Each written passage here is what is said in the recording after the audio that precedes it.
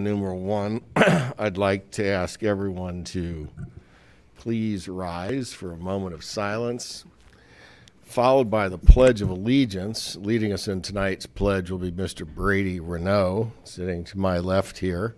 I'll stand behind him when it's time.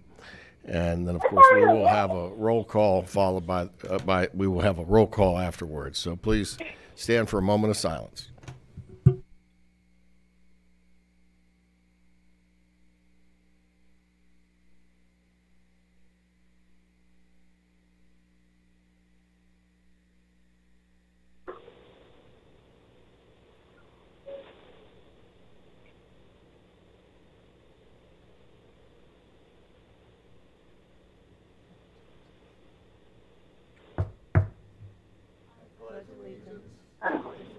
To the United States of America, and to the republic for which it stands, one nation, under God, indivisible, with liberty and justice for all.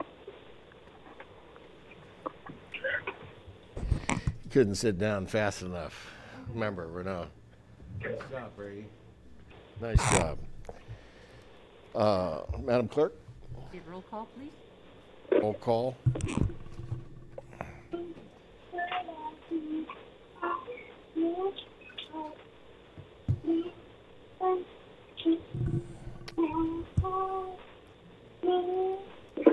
One of the members attending by phone has a darling voice singing into our meeting. Could you please mute your mic? Betty? Betty Duncan. Yes, can you mute your mic, please? Yes.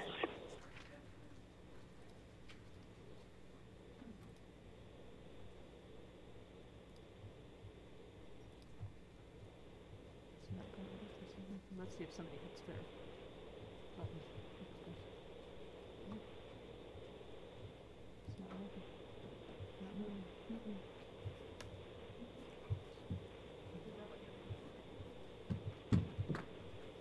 One moment, please.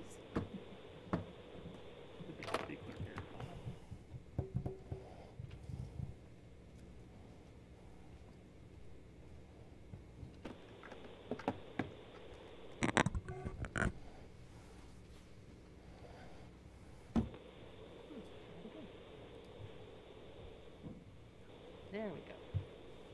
Thank you. Try it again, folks.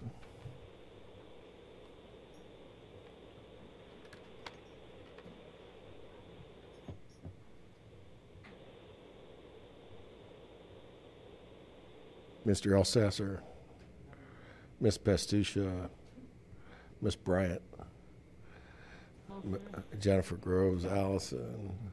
Roll call. Roll call. Here. Is that you, Paul? Yes, here. We have Miss Duncan too. Is Mr. Here? Is Mr. Yes. Is Mr. Mr. Windisch, Is are you Mr. Windisch on the call? Mr. Windisch, are you on the line? Mr. Salzer. 17 present. Thank you. Could I get a motion to suspend the rules as permitted by Governor Pritzker's executive order? Thank you, Dr. Blair. Thank you, Mr. Fennell. All those, please vote.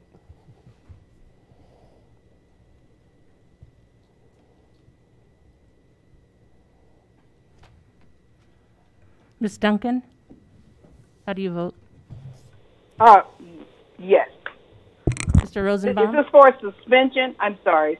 What is this for? Suspension. is. Suspension of the rules. Yes. Mr. Rosenbaum? Aye. I didn't vote. 17 ayes.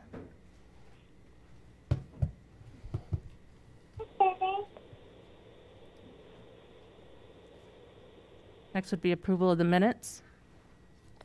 Thank you. Could I get a motion to approve the minutes of August 13th and the minutes of August 22nd, both regular meetings? Ms. Relaford and Mr. Salzer, are there any additions or corrections?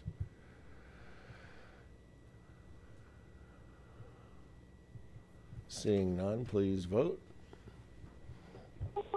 Aye. Mr. Mr. Rosenbaum? Aye. 17 ayes. Thank you.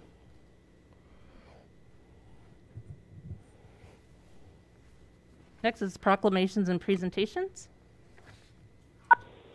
Yes. Scott, do you have those? Where is the administrator? Yes. Are you going to give those? I certainly can. Aren't they on your desk there? No, they're not. But why don't you just listen comments and I'll go grab it off of your desk because I'm sure that's where they're at.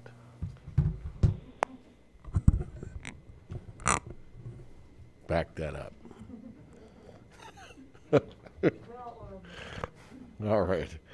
We'd be at citizens' comments, but I don't know that we have any, right? We do have one. Okay, thank you. Do you have the slip? Well, it was through an email.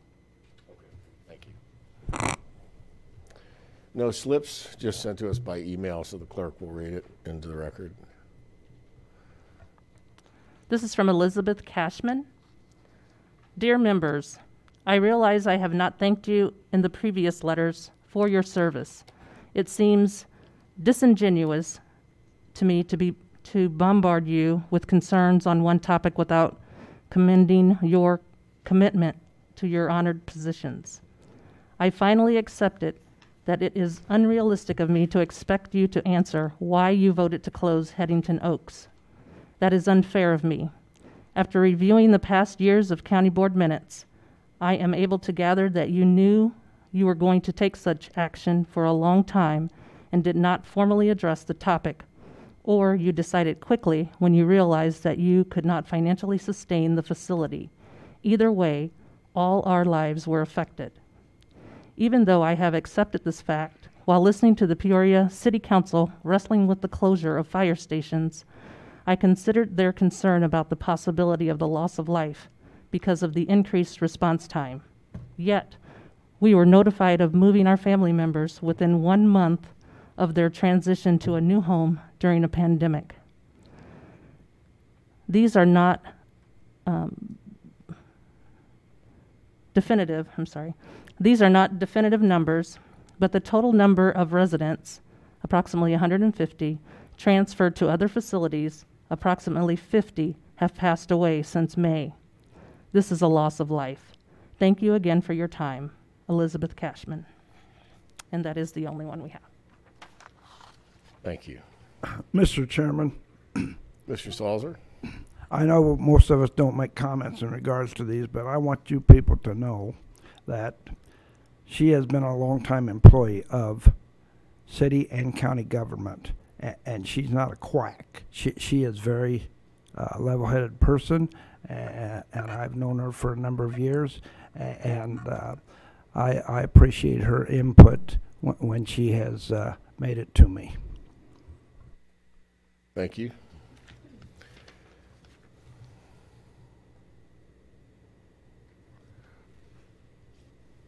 Mr. Sorrell, would you like to take another shot at the proclamation? Happy to, Mr. Chairman. So, I believe the director's in the room. she is. Our public health administrator is here to accept the proclamation. Come on up, Monica. Proclamation. Whereas National Preparedness Month creates an important opportunity for every resident of Peoria County to prepare their homes, businesses, and communities for any type of emergency, including natural disasters and potential terrorist attacks. And whereas investing in the preparedness of ourselves, our families, businesses, and communities can reduce fatalities and economic devastation in our communities and in our nation.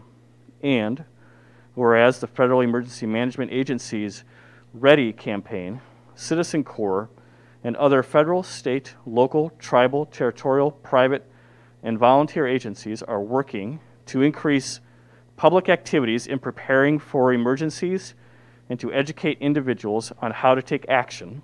And whereas emergency preparedness is the responsibility of every citizen of Peoria County, and all citizens are urged to make preparedness a priority and work together as a team to ensure that individuals, families, and communities are prepared for disasters and emergencies of any type. And whereas all citizens of Peoria County are encouraged to participate in citizen preparedness activities and asked to review the Ready campaign's websites at ready.gov or listo.gov in Spanish and become more prepared. And whereas all citizens and businesses are encouraged to develop their own emergency preparedness plan and work together toward creating a more prepared society. Now, therefore, I, Andrew A. Rand, Chairman of the Peoria County Board, on behalf of the County Board, do hereby recognize September 2020 as National Preparedness Month, dated this 10th day of September 2020, signed Andrew A. Rand, Peoria County Board Chairman, Rachel Parker, Peoria County Clerk.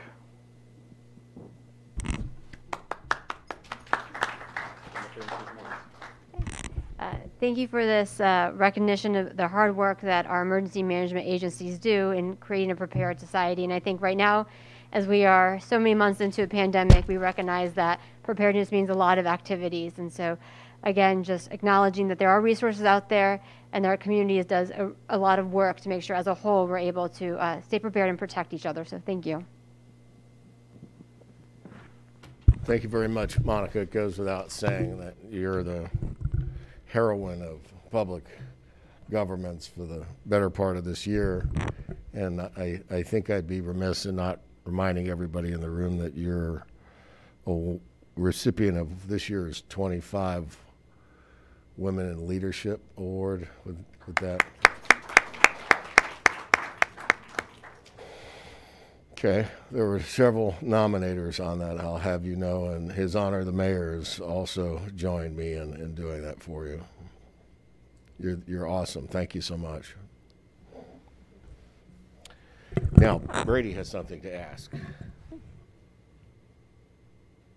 Can I get a motion to approve the consent agenda? Motion? Thank you, Dr. Blair. A second one? I think I will get Jennifer Allison Groves. Allison. Duh. Okay. Thank you. Very, very well done. Might be a natural here. So, items to pull, Ms. Bastucia? C8. Anyone else? Floor is open. I hear C8.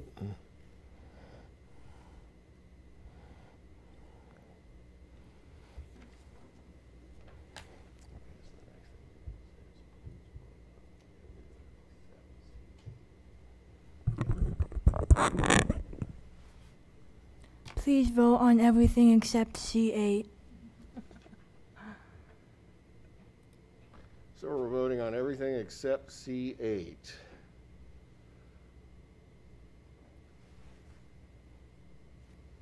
Ms. Duncan? Aye. Mr. Rosenbaum? Aye. Mr. Sulzer? That would be 17 ayes. Thank you. Can I get a motion to put C8 on the floor? Ms. Bastucia, and a second, Mr. Fennell. Ms. Bastucia? One moment, I have to. I just had some questions about this one. When I was reading about it, it said that the RFP responses were received back in January. And so I just wanted to make sure that there had been communication with this particular vendor about, you know, are they still interested? When's the last communication that we had with them? Just kind of some updated information. Good evening, thank you. Yes, this was something that actually started off as being a group effort in reviewing those proposals, and due to some pandemic events that came forward, we were unable to get together to review those. We did reach out to both vendors and received information from them that they were both still actively looking to gain our acceptance. So yes. You want some more help on that? No, I just wanted to make sure that, you know, if we're voting on this 9 months from Yes. when they put their proposal in, are they still able to do this for us? Are they Yes, still interested in doing this for us? Both responded, and Okay. they said that they were both interested, yes.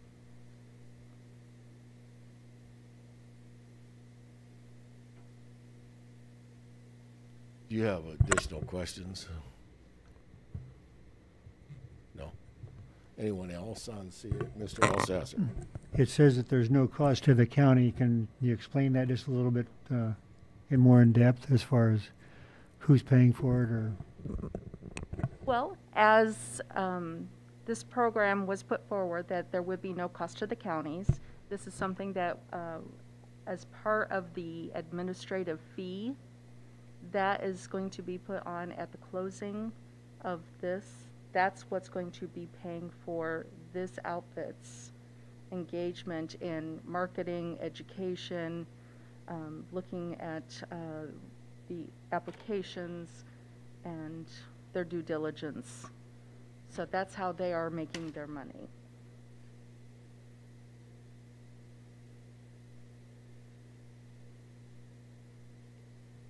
Ms. Pastusha? Actually, that reminds me of something that I was thinking about also while I was reading through this. It doesn't have to do with the vote tonight, but if the person who is going to utilize this program is going to be the one paying those fees, at some point, I guess I would like to look at what are those fees, and are there some barriers to certain people using this program because they can't pay these fees, and maybe we could consider using some of our Keystone funds for economic development for possibly helping some people who need help with these fees.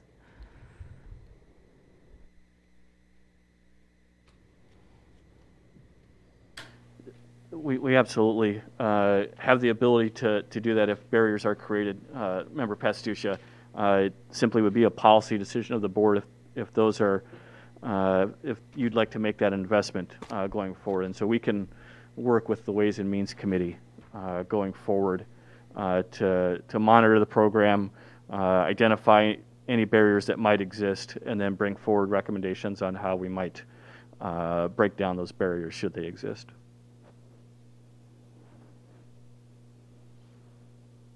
Mr. Ricker, then Mr. Alsasser. Yeah, just a point of clarification, because this is under the Ways and Means Committee. It's presented accurately that the fees will be assessed. So the fees of this service to administer it will be assessed to the person taking out the loan. But there is a burden put on the county at this point for our treasurer primarily. That department will have to process this because the payments will be done through tax, property tax. So there is some burden on the county. So I just want to make sure that, you know, that is recognized. Our treasurer has been involved in these discussions, and I know the treasurer will be involved in the final negotiations and decisions made with this administrator when they work through those details. So there's some options around it, but there's some more work yet to be done. STEP allows the county to work with this selected administrator to see if we can come to an agreement on the final terms and conditions. So that's still probably, 30 days away, I'd assume. I would agree.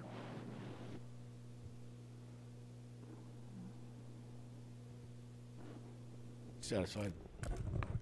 Good, thank you. Good questions. Mr. Alsasser next.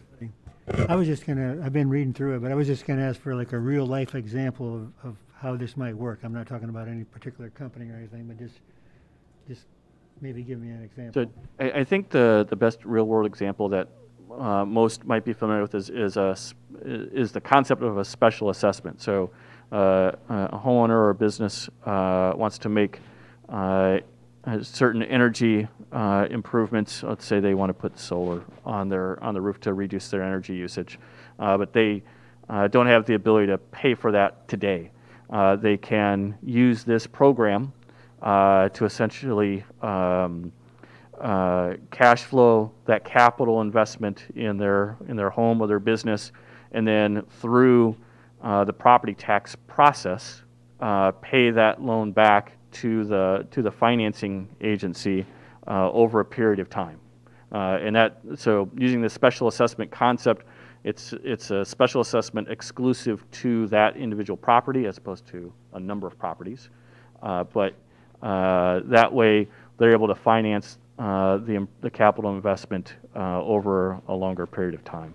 And there's no monetary cap per se to the size of the project, except when you get to the, maybe what the value of the property might be.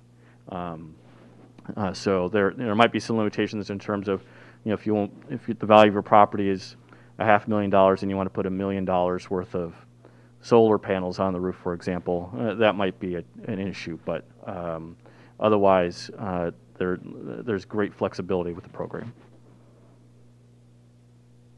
Thank you. I better not tell my wife about this because she's been wanting to put solar on our house. So. Very cool. Anyone else? Okay. Please vote.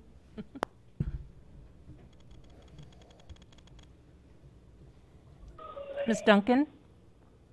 Aye. Mr. Rosenbaum? Aye. 17 ayes. Next is suspension of the rules.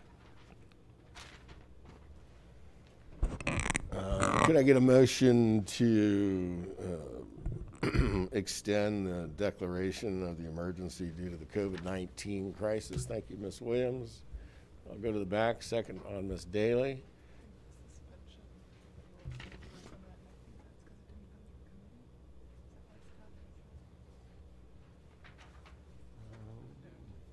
We did this one.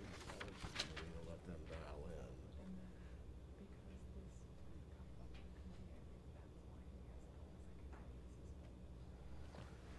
in. Gotcha.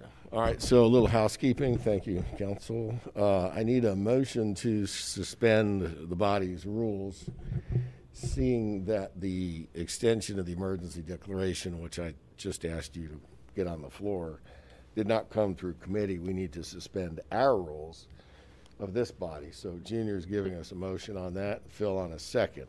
Let's first vote on the suspension of the rules, which permits us to do item 2, Roman numeral 6, in the next motion. All those in favor? Okay. So it's just as is presented in the agenda. Number 1, suspension of the rules. Because we had a first and a second. We had Daly and Williams, and then you asked for another. But that's going to be on the item 2. So we'll give Junior, Mr. Watkins, and Mr. Sauls are item 1 under Roman numeral 6, the suspension of rules as it concerns committee operations. I get that right, Father Scott? She called it right. Flag right there. Okay, all those in favor, well, please vote. Are you ready to take the first one? I have the one in here with Daly and Williams. Is it on, it's probably in the correct order. Suspension of rules. So let's change these makers on this one to Mr. Watkins on the first. Get over here. Mr. Sauls are on the second. Do that.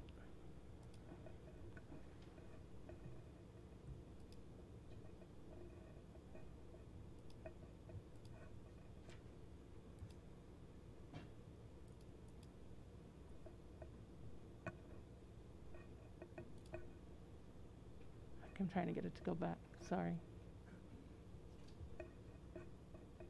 Here, I'll do it this way.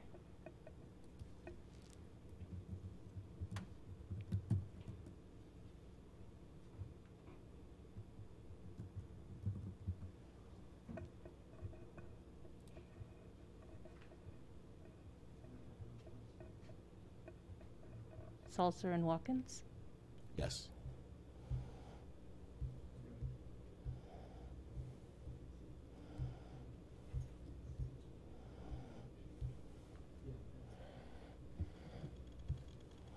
Okay, please vote on this, you guys. Mr. Rosenbaum? Aye. Ms. Duncan? Aye. Thank you. Okay, back to the 17 original item I was trying to get done, which is an extension of the emergency declaration, where the first was offered by Ms. Daly and the second was Ms. Williams.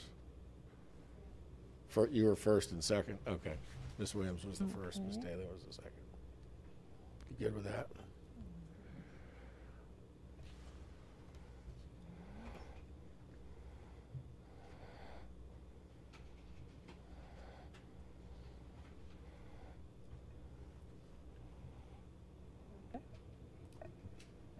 Okay. Ready. Ms. Duncan? Ms. Duncan? This is in regards to the extension. Yes. Yes. Aye. Mr. Rosenbaum? Aye. Mr. Dillon? Mr. Sulzer? And Mr. Watkins?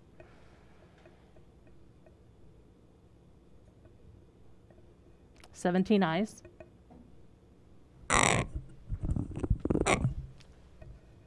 We would be at miscellaneous and announcements. Starting on my right tonight. Let's try this side of the room. Keep it moving, huh?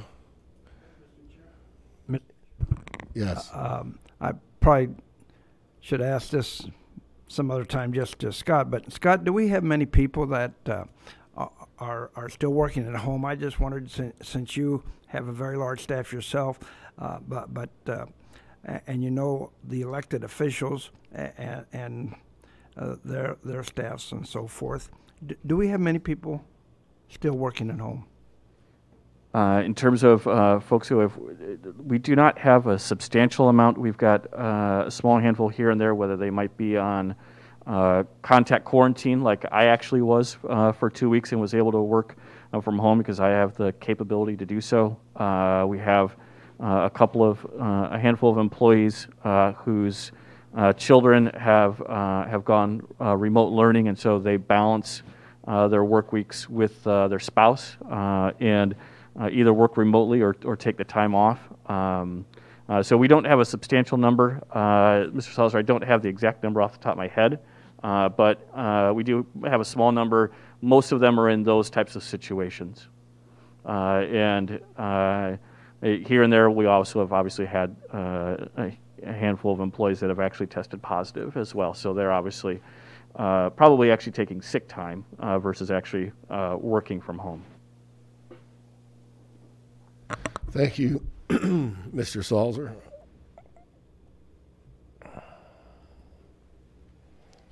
Mr. Renaud, then Ms. Pastucha. Thank you, sir. I've got two, actually. The first is, I know from the previous meeting, they showed that we have a couple hard-to-count census tracts in Peoria.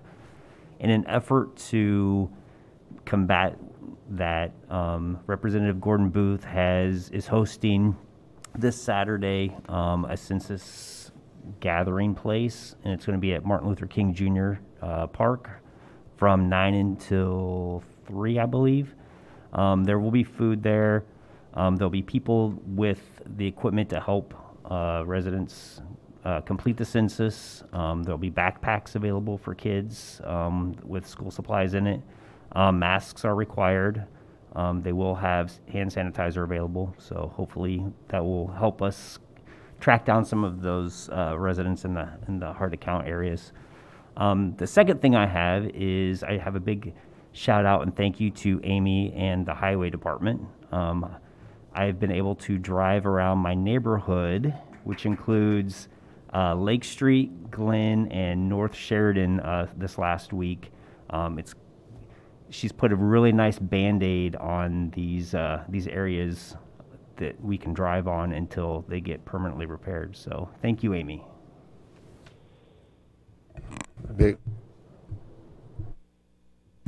We're still, Ms. Pastucha. I just wanted to express my condolences and to keep Beirut, Lebanon in our prayers. I know we have a large Lebanese population in Peoria, and you know, on top of a pandemic and an economic collapse, dealing with a huge explosion, which I don't know if you saw that map overlaid with Chicago. I mean, incredible. So thoughts and prayers are with folks in Lebanon.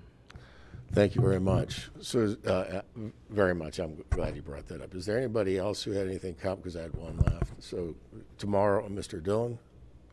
I just wanted in the record for a joke between us, AR, that let it be in the record for Mr. Renaud, our friend Mr. Morris never got that done.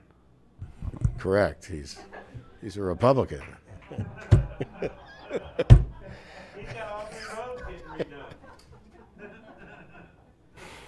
Steve Ricker got one first. Steve got one ahead, though. Okay, so tomorrow is September 11th.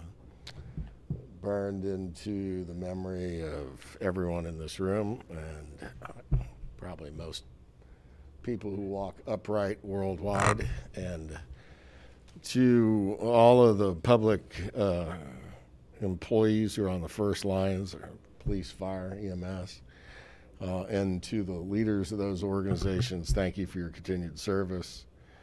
And to the leaders, I suppose, of not just folks like us in this room, but leaders all around the world who work for peace so that never happens again.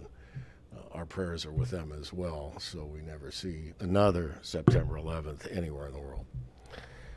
It's your turn now. Thank you, ladies and gentlemen. We will be adjourned.